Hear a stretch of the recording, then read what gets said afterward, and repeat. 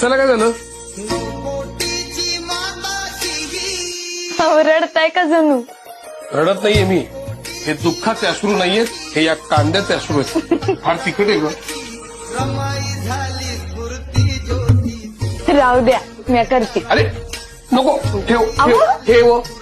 मी आज मसाले भात करणार आणि तुला खाऊ घालणार म्हणजे घालणार. गो. नाही साहेब, राहू द्या मला. नाही, जा. Rama, please don't disturb me. भया